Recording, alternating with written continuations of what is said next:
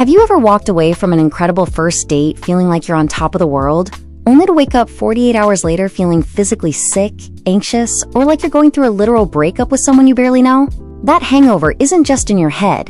It's a neurobiological freefall. Today, we're deconstructing the science of why your brain enters a state of panic after a romantic high, and how to stop yourself from sabotaging a great connection before that impulsive, "Are you okay?" text ruins everything.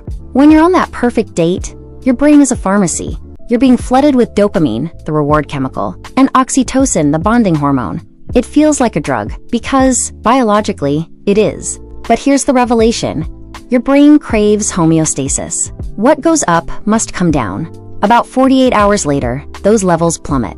As your oxytocin drops, your cortisol, the stress hormone, spikes. Your brain interprets this chemical withdrawal as a threat. It enters fight or flight mode. This is why you feel that desperate urge to reach out. Not necessarily because you miss them, but because your brain is screaming for another hit of that dopamine to stop the cortisol pain. This is where most blooming romances die. We call it anxious reaching. Because you feel like you're in a neurobiological freefall, you mistake it for a sign that the connection is fading. You think, they haven't texted, they must hate me. In reality, they might be going through their own crash. If you send that impulsive triple question mark text during this 48-hour window, you aren't communicating. You're self-soothing. You're asking the other person to be the medication for your biological withdrawal. To a new partner, this can read as needy or desperate, when it's actually just your chemistry acting up. So how do we bridge the gap? We have to stabilize the nervous system without using the other person as a crutch. Here are 3 steps. Label the beast. The moment that anxiety hits, say it out loud. This is a dopamine crash, not a relationship crisis. This moves the experience from your emotional amygdala to your logical prefrontal cortex. Somatic grounding. Your body thinks it's in physical pain. Take a cold shower or do high-intensity interval training. You need to stimulate natural endorphins to counteract the cortisol spike. The 24-hour rule. If you feel the urge to send a check-in text, write it in your notes app instead.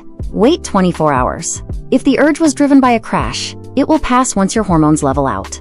Now, we have to talk about how this crash affects different people, because it's not a one-size-fits-all experience. If you have an anxious attachment style, this 48-hour window feels like a literal life-or-death situation. Your nervous system is hypersensitive to, quote, deactivation cues. You're scanning for any sign that the other person is pulling away to protect yourself from abandonment. But here is the irony. If the person you went out with has dismissive avoidant style, they are hitting the same crash, but their brain reacts differently.